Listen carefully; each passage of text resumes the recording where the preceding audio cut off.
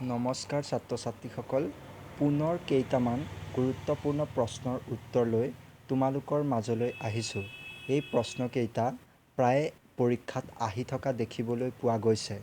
এনেকুৱা ধৰণৰ নতুন নতুন প্ৰশ্নৰ উত্তৰ পাই থাকিবলৈ তোমালোকে মোৰ চেনেলটি ছাবস্ক্ৰাইব আৰু শ্বেয়াৰ কৰিবা, যাতে তোমালোকৰ বন্ধু বান্ধৱীও এই চেনেলটিৰ পৰা উপকৃত হয়।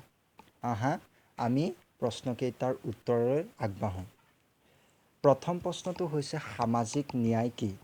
যিটো প্ৰশ্ন 2018 বৰ্ষৰ ফাইনেল এক্সামত আহি গৈছে। ইয়াৰ উত্তৰটি হৈছে সামাজিক ন্যায় সাধাৰণতে শ্ৰেণীহীন সমাজ ব্যৱস্থাক বুজায়। ইয়াত জাতি বা জন্মৰ ভিত্তিত মানুহৰ মাজত বৈষম্য সৃষ্টি কৰাৰ ব্যৱস্থা নাই। সমাজত সকলোৱে সমান আৰু সম অধিকাৰ ভোগ কৰিব পাৰে। ইয়াকে সামাজিক ন্যায় বুলি কোৱা হয়। এতিয়া আহোঁ 2 নম্বৰ প্ৰশ্নটিলৈ। 2 নম্বৰ প্ৰশ্নটি হৈছে ভাৰতীয় সংবিধানৰ অযুক্তৰাষ্ট্ৰীয় বা একাত্মক বৈশিষ্ট্যসমূহ আলোচনা কৰা। এই প্ৰশ্নটি প্ৰায় এক্সামত আহি থাকে আৰু এই প্ৰশ্নটি প্ৰায় 4 মাৰ্কৰ কাৰণে আহে, সেয়ে মই কিছু দীঘলকৈ লিখিছোঁ। ভাৰতীয় সংবিধানৰ অযুক্তৰাষ্ট্ৰীয় বা একাত্মক বৈশিষ্ট্যসমূহ হ'ল: 1. নাগৰিকত্ব। যুক্তৰাষ্ট্ৰত দ্বি-নাগৰিকত্বৰ ব্যৱস্থা আছে, কিন্তু ভাৰতীয় সংবিধানে ভাৰতৰ জনসাধাৰণক দ্বি-নাগৰিকত্ব প্ৰদান কৰা নাই। ভাৰতৰ সমূহ জনসাধাৰণ ভাৰতীয় নাগৰিক। ৰাজ্যিক নাগৰিকত্বৰ ব্যৱস্থা ভাৰতত নাই। 2 নম্বৰ পইণ্টটো হ'ব অংগৰাজ্যৰ মৰ্যাদাৰ অসমতা। যুক্তৰাষ্ট্ৰসমূহত অংগৰাজ্যবোৰে যি মৰ্যাদা প্ৰদান কৰে, ভাৰতীয় সংবিধানে ভাৰতৰ ৰাজ্যবোৰক পৃথক ক্ষমতা প্ৰদান কৰা নাই। যুক্তৰাষ্ট্ৰৰ ৰাজ্যবোৰৰ নিজা সংবিধান আছে, কিন্তু ভাৰতৰ ৰাজ্যবোৰৰ নিজা সংবিধান নাই। ইয়াৰে তৃতীয় পইণ্টটো হৈছে মিশ্ৰ সংবিধান। সাধাৰণতে যুক্তৰাষ্ট্ৰৰ সংবিধান দৃঢ় আৰু অনমনীয়, কিন্তু ভাৰতীয় সংবিধান সংশোধন পদ্ধতি দৃঢ় নহয়। ইয়াত অনুসৰণ কৰা পদ্ধতি যুক্তৰাষ্ট্ৰীয় নীতিৰ পৰিপন্থী। 4 নম্বৰ পইণ্টটি হৈছে জৰুৰীকালীন ক্ষমতা। ৰাষ্ট্ৰপতিৰ হাতত ন্যস্ত কৰা জৰুৰীকালীন ক্ষমতাৰ প্ৰয়োগে ভাৰতক এখন একাত্মক ৰাষ্ট্ৰলৈ পৰিৱৰ্তিত কৰিছে। এই ব্যৱস্থাত কেন্দ্ৰীয় চৰকাৰে ৰাজ্য চৰকাৰৰ কাৰ্যত হস্তক্ষেপ কৰে। আৰু যদি এই প্ৰশ্নটো 2 মাৰ্কত দিয়ে, তেন্তে তোমালোকে এই 4টা পইণ্টৰ ভিতৰত যিকোনো 2টা পইণ্ট চমুকৈ লিখিলেই তোমালোকে 2 নম্বৰ পাবা। এতিয়া আমি পিছৰ প্ৰশ্নটোলৈ আহোঁ। পিছৰ 3 নম্বৰ প্ৰশ্নটি হৈছে সংবিধানৰ 2টা কাৰ্য উল্লেখ কৰা। যিটো প্ৰশ্ন 2017 আৰু 2019 বৰ্ষৰ ফাইনেল পৰীক্ষাত আহি গৈছে।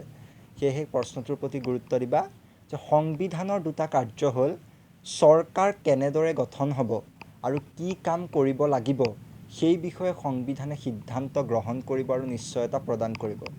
দ্বিতীয় কামটো হ'ল চৰকাৰে যাতে ক্ষমতাৰ অসৎ ব্যৱহাৰ নকৰে, তাৰ ওপৰত সংবিধানে সীমাবদ্ধতা আৰোপ কৰে।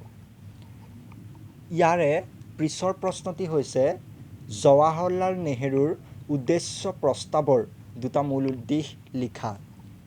এই প্ৰশ্নটি 2018 বৰ্ষৰ ফাইনেল এক্সামত আহি গৈছে। ইয়াৰ 2টা মূল দিশ হৈছে সংবিধান সভাই ভাৰতক এখন স্বাধীন সাৰ্বভৌম গণৰাজ্যত পৰিণত কৰাৰ কাৰণে বদ্ধপৰিকৰ আৰু এই স্বাধীন সাৰ্বভৌম ভাৰতৰ শাসন পৰিচালনা আৰু নিয়ন্ত্ৰণৰ বাবে সংবিধান ৰচনা কৰিবলৈ দৃঢ়প্ৰতিজ্ঞ।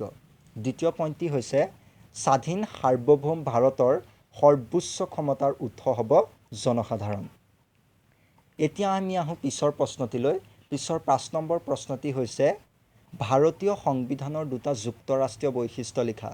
এই প্ৰশ্নটো আহিছে, এই প্ৰশ্নটি 2015 চনৰ ফাইনেল এক্সামত আহিছে। ইয়াৰে 2টা যুক্তৰাষ্ট্ৰীয় বৈশিষ্ট্য হ'ল লিখিত সংবিধান ভাৰতৰ এক যুক্তৰাষ্ট্ৰীয় বৈশিষ্ট্য, আৰু 2 নম্বৰ পইণ্টটো হৈছে সংসদীয় পদ্ধতিৰ চৰকাৰ ব্যৱস্থা। যিহেতু এই প্ৰশ্নটি 2 মাৰ্কৰ কাৰণে, সেইকাৰণে মই চমুকৈ 2টা পইণ্ট লিখি দিছোঁ। তোমালোকক যদি দীঘলকৈ 4 মাৰ্কৰ কাৰণে লাগে, তেন্তে মোক কমেণ্ট কৰিবা, মই প্ৰশ্নটিৰ উত্তৰ দিবলৈ চেষ্টা কৰিম। এতিয়া আহোঁ আমি পিছৰ 6 নম্বৰ প্ৰশ্নটিলৈ। ভাৰতীয় সংবিধানৰ 2টা সীমাবদ্ধতা উল্লেখ কৰা। এই প্ৰশ্নটি 2016 বৰ্ষৰ ফাইনেল এক্সামত আহি গৈছে। এতিয়া ভাৰতীয় সংবিধানৰ 2টা সীমাবদ্ধতা হ'ল যে ভাৰতীয় সংবিধানে কেন্দ্ৰক ৰাজ্যতকৈ অধিক ক্ষমতা প্ৰদান কৰিছে। আৰু দ্বিতীয় পইণ্টটি হৈছে কেন্দ্ৰৰ ইচ্ছাৰ ওপৰতহে ৰাজ্যৰ অস্তিত্ব নিৰ্ভৰশীল হৈ আছে।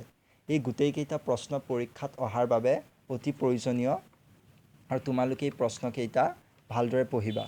আৰু এই প্ৰশ্নকেইটাৰ PDF যদি লাগে তলৰ ডেছক্ৰিপশ্যন বক্সত ইয়াৰ লিংক দিয়া হৈছে, তোমালোকে মোৰ সেই লিংকটোলৈকে গৈ ডাউনলোড কৰি ল'ব পাৰিবা। আৰু এনেকুৱা ধৰণৰ নতুন নতুন ভিডিঅ' পাই থাকিবলৈ তোমালোকে মোৰ চেনেলটো ছাবস্ক্ৰাইব কৰিবা। ধন্যবাদ।